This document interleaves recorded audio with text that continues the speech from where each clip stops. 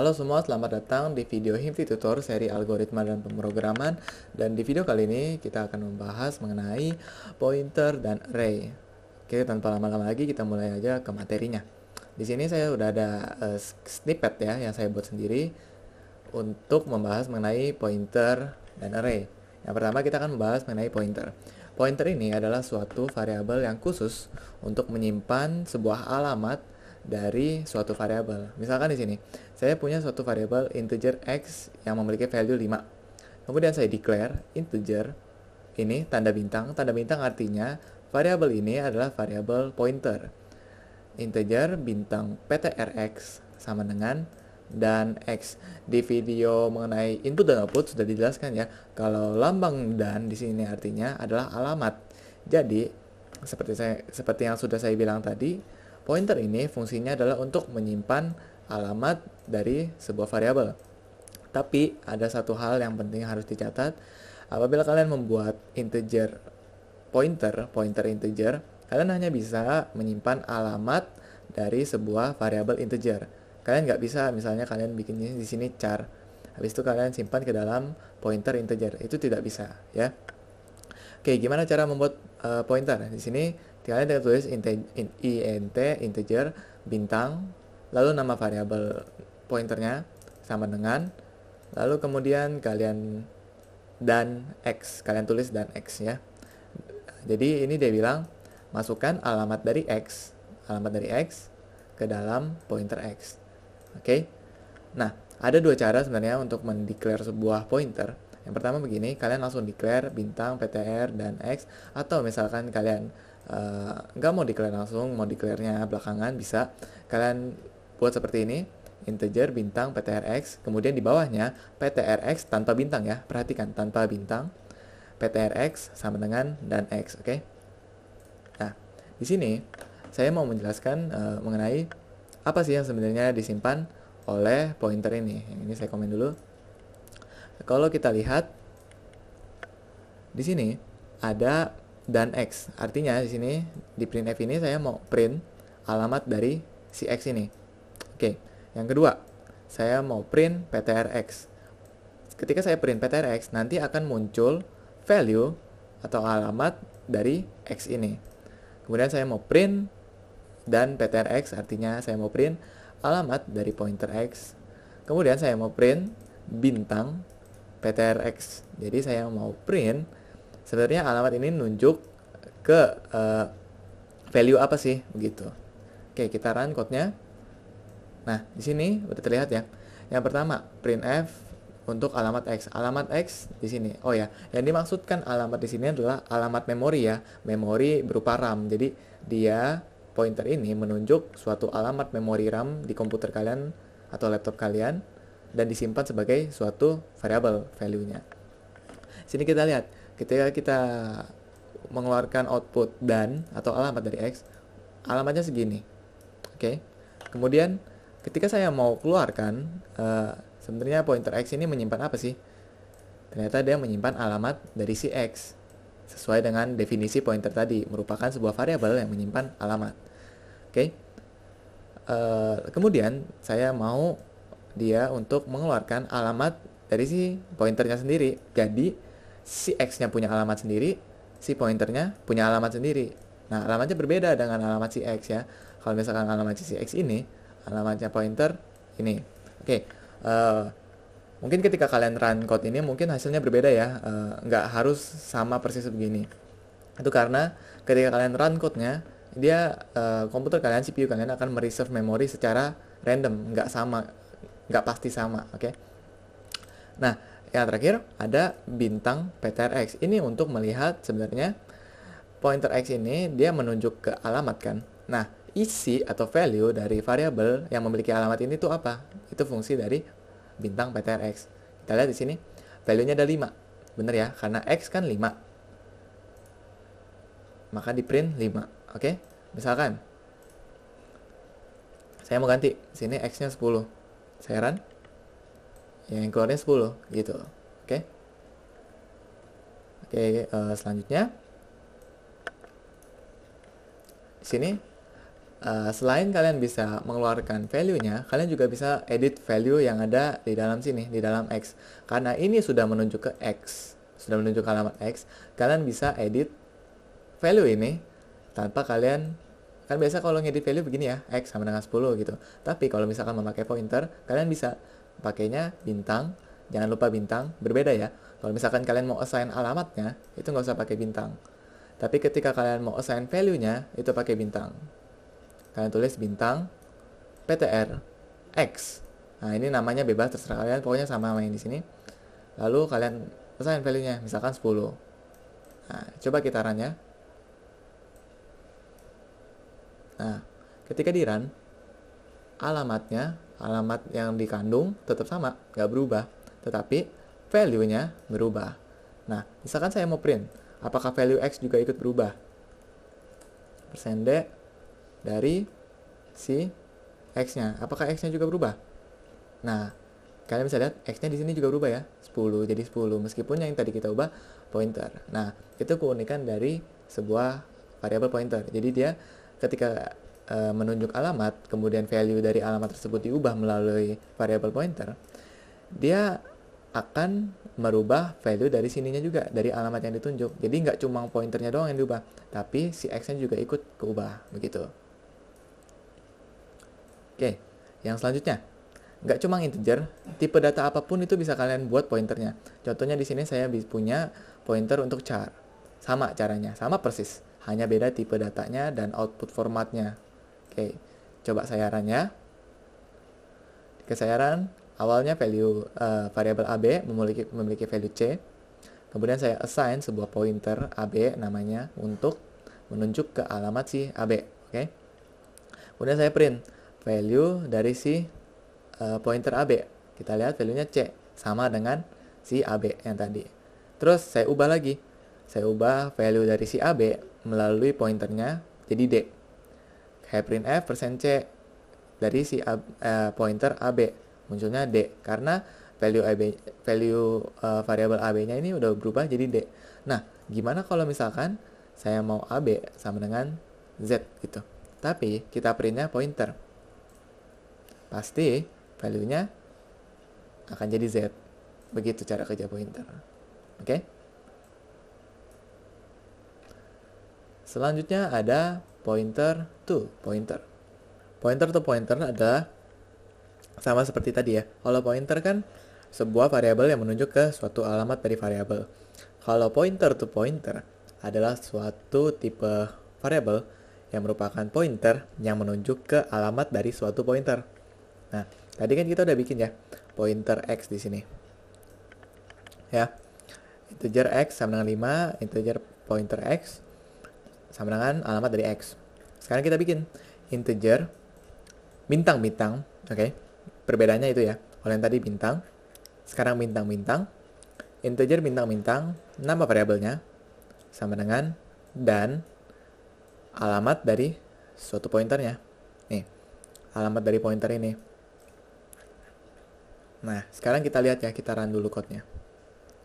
Nah, sekarang kita lihat %D dari P2PX. Ini seharusnya berisi value dari alamat si pointer X. Bener nggak? Coba kita cek lagi ya. Alamat dari si pointer X ada di sini. Oke, kita run. Lihat. Kalau di sini, printf %D dari alamat si PTRX. Terus, di sini saya print value dari P to PX. Pointer to pointer X ya. Value-nya sama. Artinya apa? Artinya si value dari P2PX ini adalah alamat dari si pointer X ini. Berarti terbukti ya kalau pointer to pointer ini bisa menampung alamat dari pointer yang lain. Nah, kenapa harus pointer to pointer? Sekarang kita coba kalau cuma pointer. Pointer yang menunjuk ke pointer. Tapi ini bukan pointer to pointer. Jalankan. Nggak bisa. Karena hanya pointer di atasnya lah yang bisa menunjuk ke suatu pointer. Misalkan, kalian kan tadi bintangnya ini 1. Berarti pointer yang menunjuk ke bintang 1 itu bintang 2. Nah, kalian misalnya bikin lagi. Kalian mau menunjuk ke alamat ini. Kalian bikinnya bintangnya 3. bintang, bintang, bintang, pointer to pointer to pointer, dari X sama dengan dan dari P2 PX. Begini kalian bikin, kalian run, pasti nggak error. Nah, ini kalian bisa bikin sampai berapapun yang kalian mau, tapi biasanya yang digunakan untuk program sebatas ini aja. Nggak sampai misalnya bintangnya 3, itu jarang banget. Aku bahkan nggak pernah pakai ya. Oke, kita lihat lagi hasilnya. Nah, ini adalah alamat dari si pointer to pointernya. Sama ya kayak tadi konsepnya. Nah, gimana cara untuk melihat value dari value dari alamat yang ditunjuk dari si pointer to pointer X-nya? Pakainya bintang-bintang. Munculnya angka 5. Kenapa? Karena kayaknya ditunjuk angka 5 ya sama si pointer X biasa. Lalu pointer to pointer X-nya menunjuk ke si pointer X. Sedangkan si pointer X ini menunjuk ke angka 5. Jadinya yang di output adalah angka 5. Jangan lupa kalau ininya pakai bintang-bintang. Oke, sekarang kita coba kalau misalkan cuma pakai bintang biasa. Keluarnya alamat apa nih?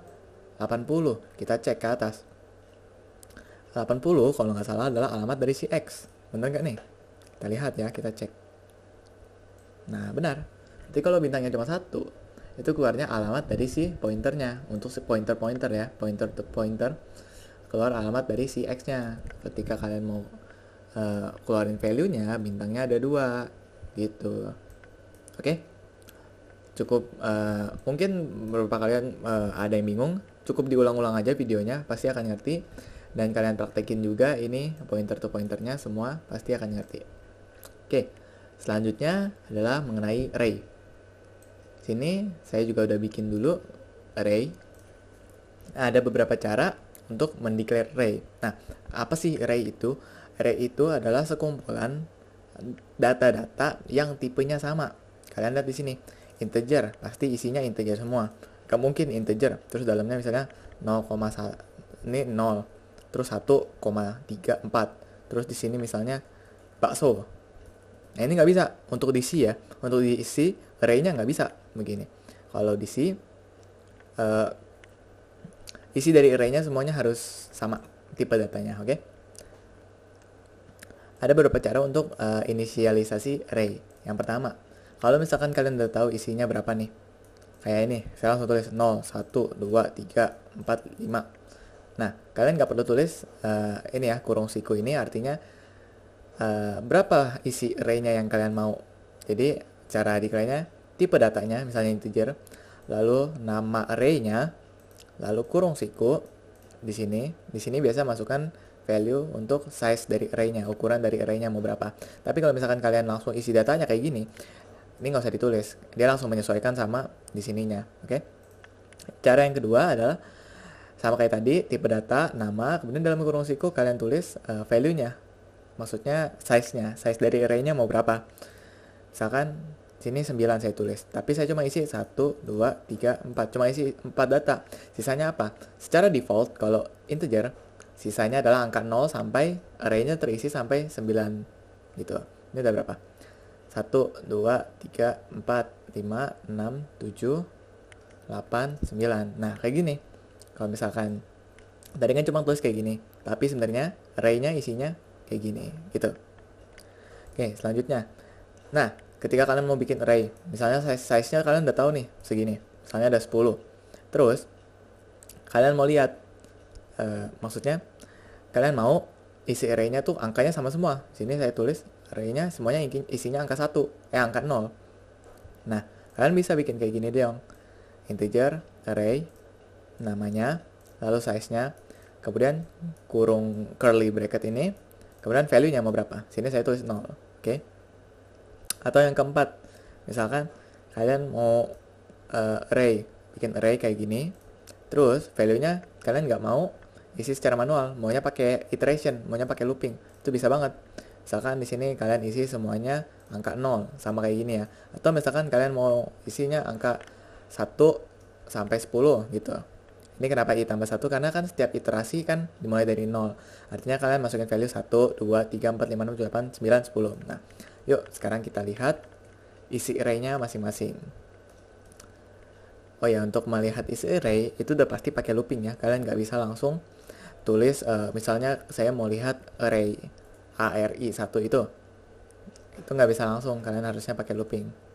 Nah, di sini printf %d kemudian ARI1 dari yang ke i.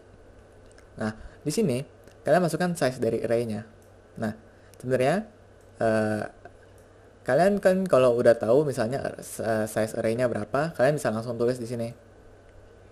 Kayak kalau misalkan kalian udah tahu size array-nya misalnya di sini 1 2 3 4 5 6. Oh, kalian bisa tulis saja di sini 6 gitu. Itu pasti akan jalan. Coba ya. Nah, di sini kelihatan kan isi dari array-nya 0 1 2 3 4 5 sama kayak array satunya. Tapi ada caranya ketika kalian punya array tapi kalian nggak tahu size-nya berapa. Nah, caranya gini, ada rumusnya. Aku nggak jelasin rumusnya ya, kalian pakai aja. Aku juga kurang ngerti soalnya. Sini kalian masukin integer size, artinya kalian mau menampung size dari array-nya ini jumlahnya ada berapa. Kalian pakai size of, lalu nama variabel array-nya di sini ARI1 aku tulis ya, dibagi size of ARI1 untuk yang data pertama. Ini ya rumusnya. Nah, ini ketahuan nih langsung size-nya itu berapa. Yuk kita coba size. Nah, bisa kan? Ini rumusnya. Oke. Sekarang yang kedua. Saya mau ambil dulu size-nya. 2 2. Oke. Terus ngeprintnya saya mau lihat isi array yang kedua. Saya run. Nah, seperti yang saya jelasin tadi ya. Ada 9 totalnya, tapi saya isi cuma 0 1 2 3. Sisanya 0 semua. Oke. Saya mau lihat isi array yang ketiga. Kita run. Nah, seperti yang saya bilang tadi, kalau misalkan isinya mau sama semua di sini, ya tulis aja kayak gini, curly bracket, satu angka, tutup. Nah, misalkan saya maunya angkanya 5 semua. Ya. Kita lihat. Oh enggak ya? Oke, ternyata kalau untuk DC enggak begitu ya caranya ya. Ketika kalian declare ini cuma kayak yang ini. Cuma value pertamanya aja yang berubah. Jadi kalau misalkan kalian tulis 5 di sini, itu keluarnya 5 0 0 0 sisanya 0, oke? Nah, untuk cara yang keempat, di sini saya mau lihat isi array yang keempat. Oke. Nah, kayak tadi ya, aku udah bilang pakai looping di sini biar dia tiap iterasi dia assign value ke array ini. Jadi kalian nggak manual tulis di sini 1 2 3 sampai 10, itu nggak usah. Kalian bisa pakai looping untuk assign sebuah array. Oke, biar lebih rapi coba kita lihat lagi ya. Nah, kayak gini ya isi data dari array yang keempat. Nah, kalau misalkan kalian nggak tulis kayak gini, isi array yang keempat apa ya? Kita lihat. Error ya, angkanya random banget, angka aneh. Karena apa? Karena kalian nggak isi value-nya. Nah, sebenarnya fungsi yang 0 di sini biar semuanya ngikut 0 gitu. Jadi cuma berlaku untuk 0 ya, angka selain 0 nggak bisa.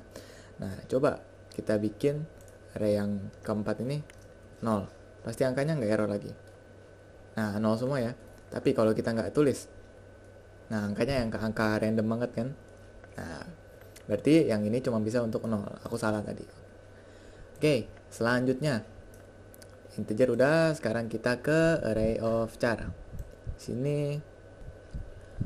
Nah, array of char ini kalian bisa juga sebut sebagai sebuah string. Jadi string itu sebenarnya kalau diisi adalah array dari char ini. Terus di belakangnya ada 0. Mungkin kalian kalau udah lihat video yang pertama tahu ya, kalau ini tuh string itu adalah sebuah array of char yang di belakangnya ada karakter 0. Oke. Ada beberapa cara kalian bisa declare array of char kayak gini, atau kalian mau buat jadi string, kalian bisa bikin kayak gini, atau kalian mau langsung aja tulis kalimatnya, bisa pakai petik 2 di sini. Oke. Nah, ini aku tadi udah jelasin ya tentang size, jadi aku nggak jelasin lagi. Ini tentang accessing array menggunakan pointer. Nah, aku buka dulu yang ini. Nah, access array ada beberapa cara. Di sini ada aku pakai cara akses pakai index. Jadi aku mau tahu isi indeks ke 0 dari array yang ini apa sih, gitu ya. Sisanya aku komen dulu ukuran. Nah, isi array yang ke 0, oh ya, array itu mulainya indeksnya dari 0 ya. Jadi ketika kalian assign value ke array ini, dia akan kasih tahu bahwa ini tuh ARI 1 yang ke 0, itu baru 1, baru sampai misalkan di sini datanya ada berapa tuh? 2, 3, 4, 5, 6. Berarti maksimalnya cuma sampai 5. Kenapa? Karena dia hitungnya mulai dari 0. Jadi yang 0 ini adalah 0, yang 1 ini adalah 1, yang 5 ini adalah yang kelima. Yang ke-6 apa? Yang ke-6 nggak ada ya, udah lebih dari batas array-nya. Jadi error nantinya. Oke, lanjut. Selain pakai indeks, bisa juga pakai pointer ya, yang tadi kita udah belajar. Pakai pointer, kalian tentuin di sini indeksnya ke berapa. Kalau indeks ke 0, langsung aja jalanin. Nah, munculnya angka 0. Kenapa? Karena indeks ke 0-nya adalah 0 gitu. Kalau indeks ke 0-nya diganti 10 misalkan, 10 ya keluarnya gitu. Cara ini lebih umum dipakai daripada cara yang ini. Tapi ini untuk ngasih tahu aja ya. Tapi biasanya seringnya pakai ini. Misalkan saya mau akses array indeks ke 6, array indeks ke 6. Saya jalanin. 1. Ini 1 apa? Nggak tahu ya, 1 value-nya apa. Padahal 1 itu ada di indeks ke 1. Nah, itu biasanya menyebabkan error. Jadi kalian harus pay attention banget ketika kalian bikin indeks dari array ini. Misalkan indeks dari array ke 10, angkanya mulai random ya angkanya. Nah, gitu. Jadi biasakan untuk akses array-nya cuma di dalam indeks yang disediain oleh array ini. Oke, selanjutnya misalkan kalian mau tadinya salah di sini. Ternyata value yang array indeks kedua, ingat array mulainya dari 0 berarti 0, 1, 2. Array yang indeks kedua itu value-nya mau diganti 5. Kalian bisa bikin kayak gini. Array, nama array-nya, indeks ke berapa, kalian assign value-nya, misalkan 5 gitu.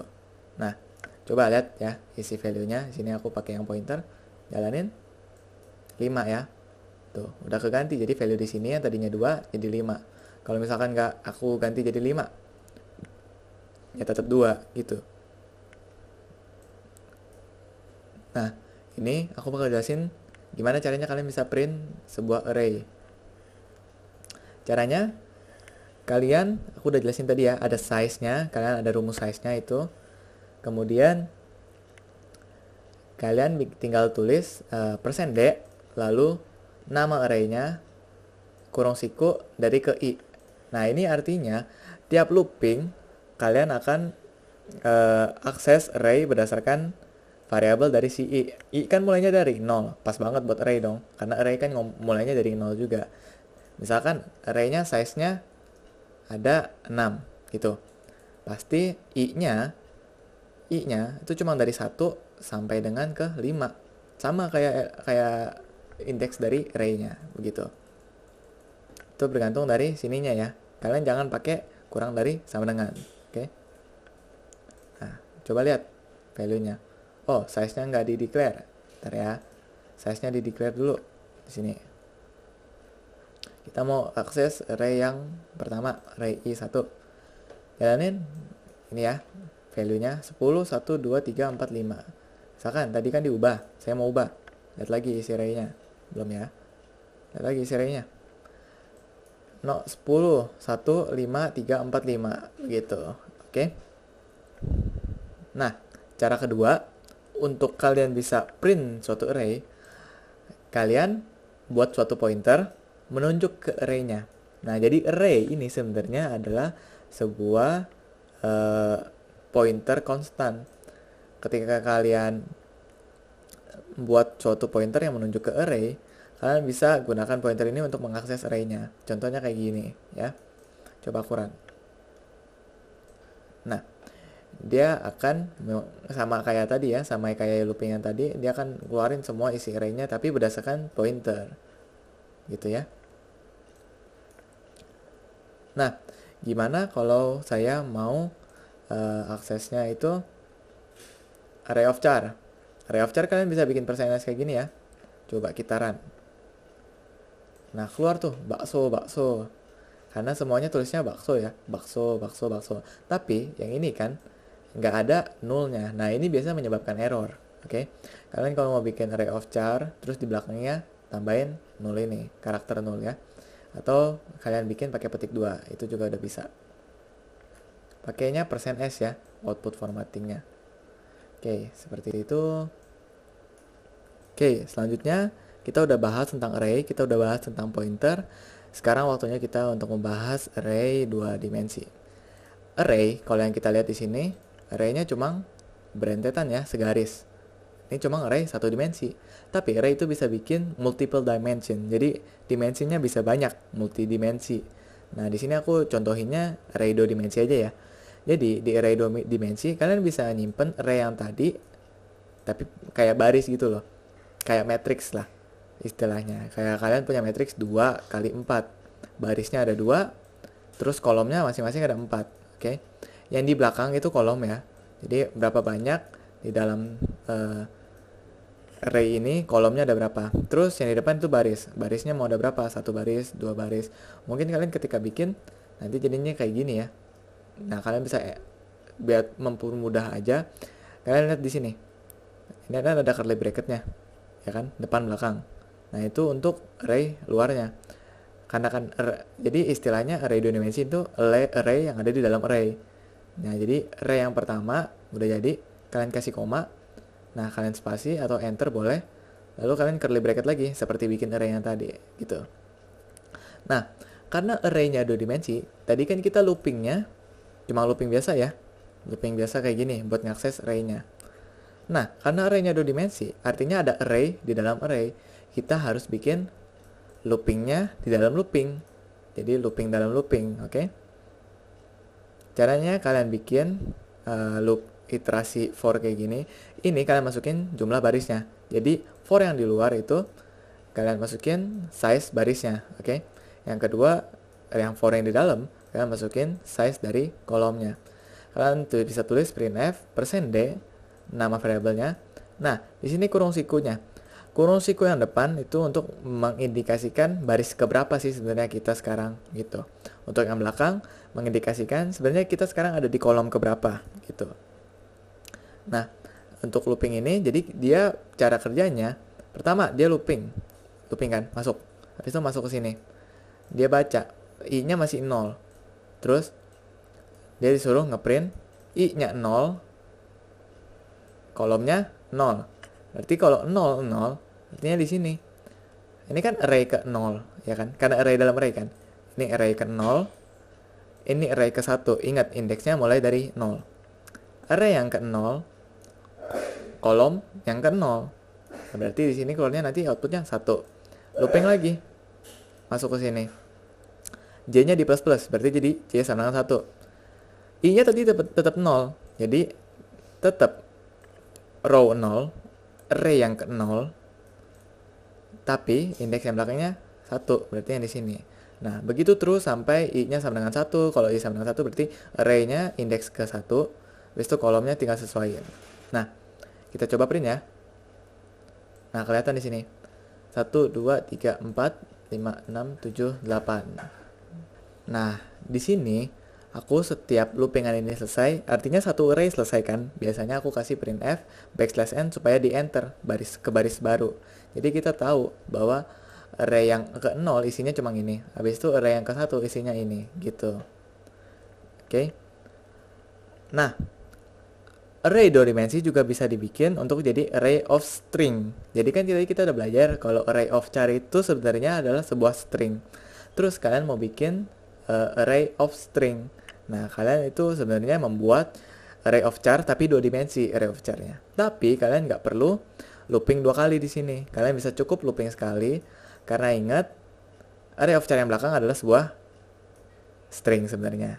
Yang depan baru jumlah stringnya berapa. Di sini kalian tulis berapa jumlah string yang kalian mau tulis. Di sini kan ada 1, 2, 3, 4, 5. Sama kayak tadi ya konsepnya. Kalau misalkan kalian udah fix tahu, sini nggak usah ditulis, nggak apa-apa gitu. Nah, yang belakang ini wajib ditulis. Kenapa? Karena ini dia ngasih tahu limit dari eh, karakter yang bisa ditampung itu berapa gitu. Sini aku kasih 50. Oke. Kemudian caranya kalian bisa looping aja pakai looping biasa, iterasi biasa. Lalu kalian printf %s untuk nama arraynya dan indeks ke berapa. Misalkan indeks ke 0, ya pasti dia outputnya ini. Indeks ke 1, indeks ke 2, indeks ke 3, indeks ke 4. Kita run. Keluar ya. Ada mango, strawberry, melon, banana, durian. Oke. Kalian bisa praktekin ini. Cukup sederhana. Untuk array dan pointer saya rasa cukup di sini dulu. Videonya sudah cukup panjang. Nextnya akan ada video singkat yang akan membahas mengenai string dan berbagai macam function string yang bisa kalian gunakan untuk SOC1 atau competitive programming.